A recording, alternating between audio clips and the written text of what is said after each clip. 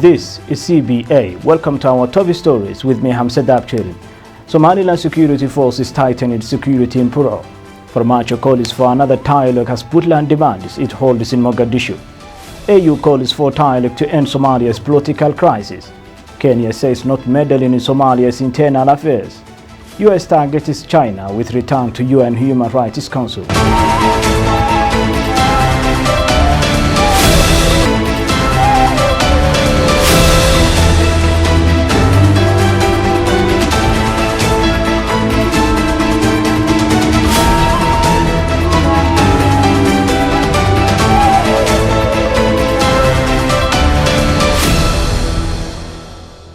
Welcome to our news bulletin.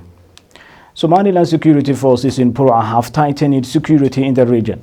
The regional police commissioners have said this is just part of their efforts to maintain security in the region. For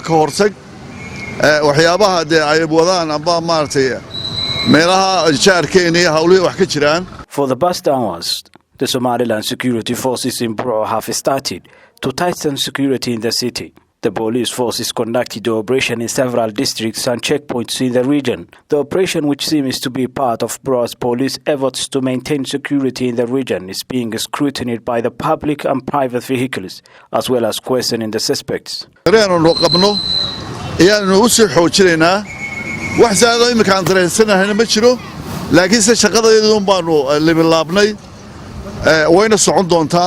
Somaliland police officer said there are no security problems in the region, but just doing these operations to strengthen the security of the region, and they will intensify the operation within the coming days.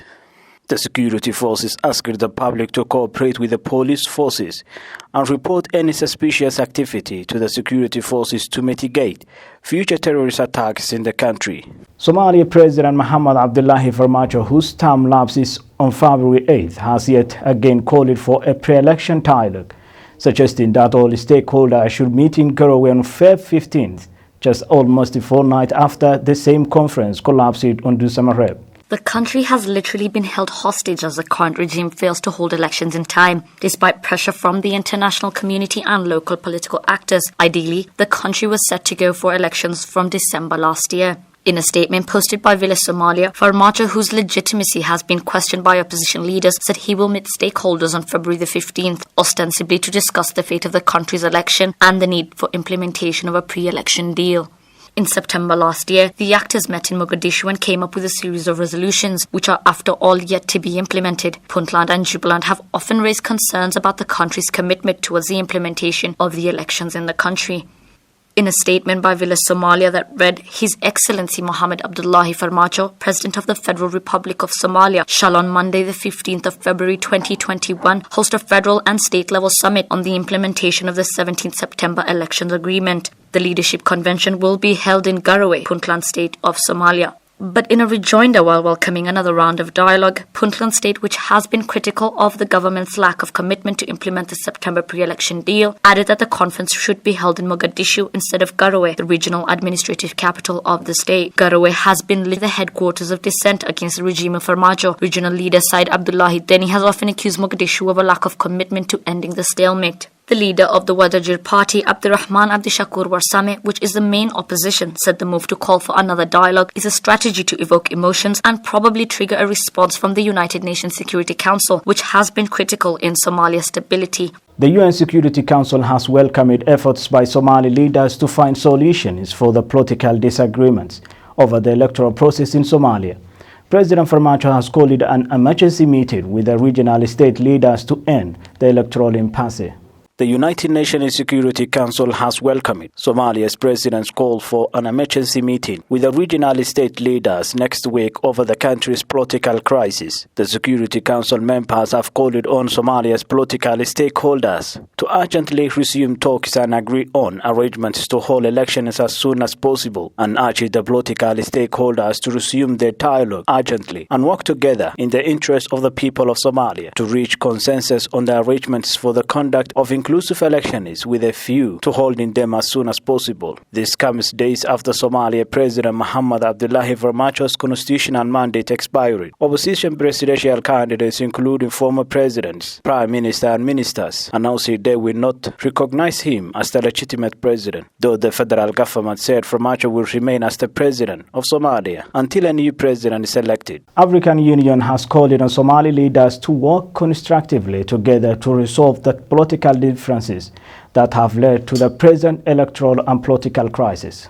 The new re-elected chairperson of the African Union Commission, Musa Faki Mohammed, said he was closely monitoring the political developments in Somalia. He enlightened that the recent Dusamareb consultations have made progress on a number of contentious points, but did not reach agreement on the remaining issues. Musa Faki stressed that the political leadership should reach consensus on these outstanding issues in order to allow for the holding of parliamentary and presidential elections without much delay. He also noted with grave concern that the considerable gains made by AMISOM and the Somali security forces in fighting Al-Shabaab, extending state authority over large parts of the country and improving security and rule of law for the Somali people are now being threatened by the escalating political tension. Faki recounted that the stability of Somalia is at stake and called on all Somali stakeholders to put national interests first and constructively seek a solution to their differences through dialogue and compromise. Paul Kagame, the president of Rwanda and the former chairperson of the African Union, has just called out Europe and North America for holding vaccines like backpaying access doses directly from manufacturers, which limits supply and secures better deals to the detriment of governments with less purchasing clout. During the virtual 2021 World Economic Forum at the end of January, continental peer South African President Cyril Ramaphosa also publicly accused so-called developed countries of vaccine nationalism. In an op-ed titled, "Until Africans Get the COVID Vaccinations They Need, the Whole World Will Suffer," published on Monday in The Guardian, the outspoken Rwandan president voiced his concerns about the economic disparities surrounding the global coronavirus vaccine campaigns worldwide. He explicitly challenged the decades-old contradictions of the world order, as he called, not for charity, but for fairness and transparency to ensure equitable access to vaccines globally during this unprecedented COVID-19 pandemic. Pan-African discourse characteristic of the African Union's champion of domestic health financing, as over the years, Kagame has unapologetically put Western authorities in their place, blatantly calling out injustices against the motherland, reiterating in several words worthy of his position as a world leader. The United States is returning to the UN Human Rights Council in change of policy aimed at containing China's influence. On Monday, the U.S. Secretary of State Antony Blinken said that his country will be returning to the council to reform it from within. The U.S. had quit the council, a 47-member body of the UN that looks into rights records of members, accusing its members of playing politics by targeting U.S. allies like Israel. Critics also charge that the council is usually unserious about wrongs, as it includes countries like Eritrea, Saudi Arabia, Russia and China, which rights watchdogs have accused of violating civil liberties. Beijing is a current member of the council, whose members are elected in a 3-year staggered format, but China has in the recent past been accused of targeting minority communities in Xinjiang, the northwestern region occupied by the Uyghurs. Policy briefing by Washington think tank the U.S. Institute for Peace found that Washington could counter Chinese influence in Asia by strengthening alliances with Beijing rivals such as India. The institute found that Beijing's stance on Xinjiang makes war on terror difficult, especially since the U.S. sees China's counter-terrorism as a rights violation. China has received support from a number of African countries, some of which also benefit from the U.S. counter-terrorism. At the UN Human Rights Council, Washington had argued it was consistently made up of countries protecting China's own alleged role, but Washington is also an ally of Saudi Arabia, another one accused of violations but which sits on the council. Last week, the Biden administration said he will stop arms sales to Saudi Arabia, which leads a coalition against the Houthis in Yemen following claims of targeting civilians. Morocco's premier forward sanctions after 28 people died when heavy rain flooded an illegal textile workshop in Payzmet, reviving debate on work conditions in North African country. Morocco's premier vowed sanctions as authorities in Tingray said the 28 bodies, mostly of women, had been pulled out from the factory in residential area of the northern port city. The Northern Observatory for Human Rights and the Moroccan Association of Human Rights also confirmed the toll. An inquiry has been launched into the accidents. Prime Minister Saad Eddin Al-Uthmani said responsibilities will be determined and necessary sanctions will be taken. This cannot pass without consequences, he said. This is a message of condolences on Facebook. He added that Morocco's informal sector plays a key role in the economy, with over half of the country's textile and leather production coming from unregulated operations. According to Morocco's Employers Association, and any fail to meet official safety standards, it says. Moroccan lawmakers on Monday observed a minute of silence in the parliament in memory of the martyrs of informal economy before the first burials of the evening. Mohamed Beza, head of the local group, the Northern Observatory for Human Rights, said the workshop has existed for 10 years, pointing to a high-voltage power connection requiring official certification. It was not the only such factory in Tangiers, he told AFP by phone, adding that his association has observed many other workshops in the basement of houses without respect for safety regulations, even during the coronavirus pandemic. The deaths have caused an outcry in the northern African country, including the media. Local daily Le Commissaire, in its editorial, denounced factories of poverty and said the incident had refocused attention on labor rights. Around 200,000 people are employed in Morocco's informal textiles industry, according to official figures. Developed in the 1980s, the sector has suffered in recent years from competition from Turkey. The Senegalese army said Tuesday it took 3 rebel bases in the restive southern region and recovered weapons during an offensive launch in late January after months of a lull in the long-standing conflict. Officers of the Senegalese army took the press for a rare visit to 2 of these cantonments.